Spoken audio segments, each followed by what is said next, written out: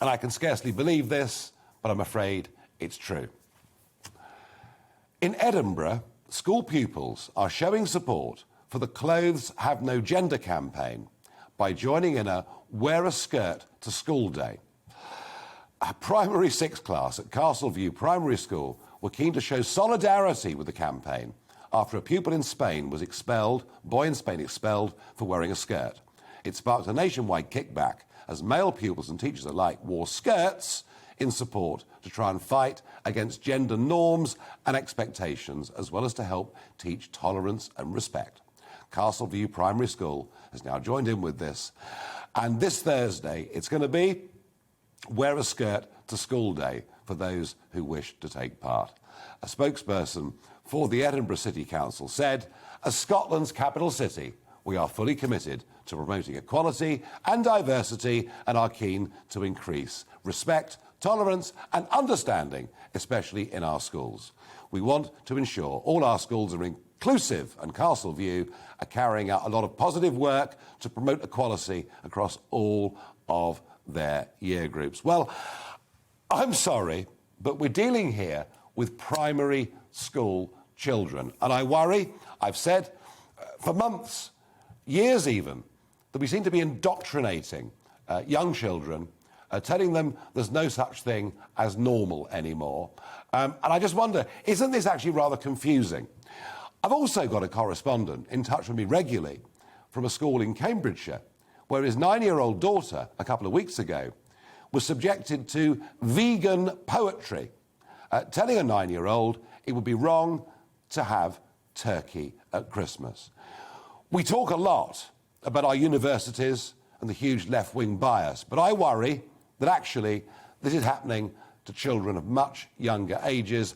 I think this is very worrying. Well, joining me to answer the question, what the hell's going wrong in our schools, is Chris McGovern, chairman of the Campaign for Real Education and retired head teacher. Chris, does this event on Thursday at a primary school in Edinburgh, does it surprise you? It doesn't surprise me. I'm afraid the world of education is going increasingly off the rails. Look, I've taught for 35 years. I've taught in primary and I've taught in secondary. In fact, I was a head in the primary school when I retired. And therefore, I know a thing or two about kids. What I taught the children as a head teacher and as a teacher was that you teach them the golden rule of all religions. You treat each other as you want to be treated. Here we have a situation where children as young as 3 are being asked to question their gender. Now, look, this is going to be incredibly confusing. We have a mental health epidemic anyway in our schools, and now we're going to add to this. These are children. They still believe in fairy tales, goblins, Father Christmas. Why don't we let them have a childhood, for heaven's sake? And no, the only childhood they're going to see in reality is a sort of Hansel and Gretel world. Come into our school and dress as, if you're a boy, dress with a skirt, and you'll be praised for this. This is like the witch in Hansel and Gretel. It's not good enough. It's very cruel. And I think Scotland is going slightly mad. I mean, we're not far behind in England, but Scotland is going slightly mad. I remember Dominic Cummings writing, when he was an advisor in England, of course, to Michael Gove, and he said that entering the Department for Education was akin to entering a lunatic asylum. And Scotland's even further than that. So this is where we are. By all means, ask parents what they think. And ask the 3- and 4-year-olds. They'll tell the teachers and they'll tell the head teachers, you're being very, very silly. We're girls, we're boys. Yeah, I have to say, I think you're right about the sort of confusion for kids, and this is not necessary at any level. In America, on Tuesday, there were school board elections right across the country, and a lot of parents decided enough's enough and put themselves up for election. There is a means there where they can fight back. What can parents do if they've got children in primary schools, secondary schools? What realistically can a parent do if they're very unhappy about the way in which their children are being taught?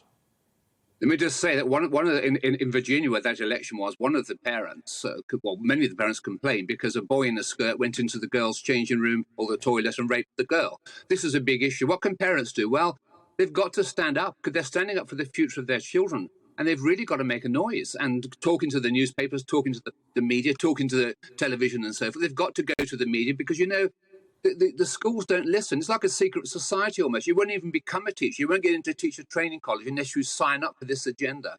People like me now are seen as being total maverick and totally beyond the pale. But I've taught as much as these people. I know as much as any of these people, and I can see what's going on. And we've got brainwashing in the teachers' training colleges, and we've got brainwashed teachers, and they're trying to brainwash the children. It's a bit like Mao's China, the little red book of wokeism, which they're running behind. And, the teachers themselves need to be re-educated. It's going to be very, very difficult and a long way back. Chris McGovern, let's not end on a negative note. Can we turn this around?